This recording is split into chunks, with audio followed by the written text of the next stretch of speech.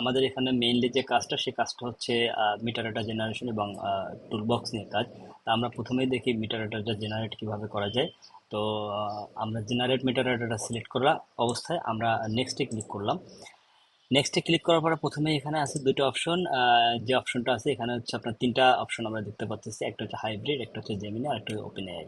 তো আমি যদি ফ্রিতে কমপ্লিটলি ফ্রিতে কোনো ধরনের কোনো ইনভেস্টমেন্ট ছাড়া বা টাকা পয়সা লেনদেন ছাড়া বা টাকা পয়সা ইনভেস্টমেন্ট ছাড়া আমি যদি কিওয়ার্ড এবং টাইটেল জেনারেট করতে চাই, তাহলে আমাকে জেমিনি কিটা সেট আপ করার পরে জেমিনিটা সিলেক্ট করতে হবে।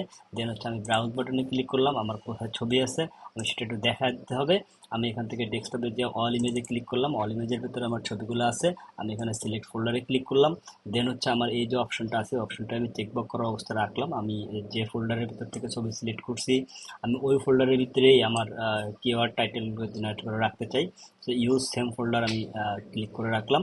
দেন হচ্ছে আমি মুভ করতে চাই আমার ছবিগুলা, নতুন যে ফোল্ডারটা হবে সেই ছবিগুলোকে নতুন ফোল্ডারের ভিতরে মুভ করে নিয়ে যেতে চাই। দেন হচ্ছে এখান থেকে টেক্সট বেস আমি সিলেক্ট করলাম। দেন আমি এখান থেকে একটা প্রোফাইল সিলেক্ট করলাম, প্রোফাইল ওয়ান। আমি এখান থেকে উল্লেখ করে দিলাম, আমি একটু দেখি যে আমার এখানে কয়টা ছবি আছে। আমার এখানে ছবি আছে হচ্ছে টোটাল 8টা ছবি আছে। সো আমি এখানে আট আট লিখে দিলাম নর্মালি।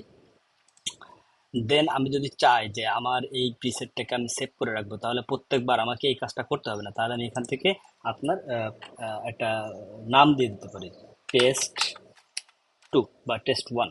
হ্যাঁ, আমি টেস্ট ওয়ান নাম দিলাম, টেস্ট ওয়ান নাম দিয়ে আমি সেভ করে রাখলাম।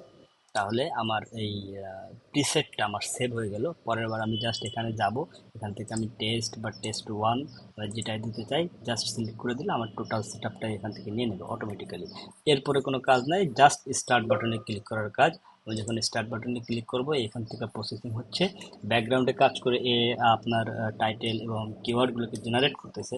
তো আমরা একটু দেখি এটা কমপ্লিট হোক। কমপ্লিট হলে আমরা দেখি যে আমরা এখান থেকে কী ধরনের রেজাল্ট আমরা পেতে পারি। বাই দ্য ওয়ে, আমরা যদি চাই তাহলে আমরা একসাথে প্রয়োজনে 1000 ছবি বা 2000 ছবির কাজও আমরা একবার এখান থেকে করতে পারবো। হ্যাঁ, আমরা ব্যাস আকারে 100 100 করেও করতে পারি।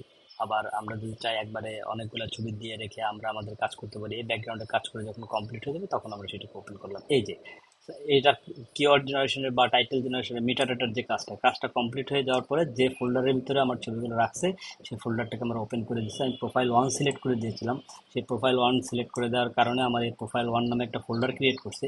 এই ফোল্ডারের ভিতরে সে আমার ছবিগুলোকে মুভ করে নিয়ে আসছে। আর সাথে সাথে আমাকে এই প্রোফাইলের নামে আমাকে একটা সিএসভি ফাইল তৈরি করে দিল।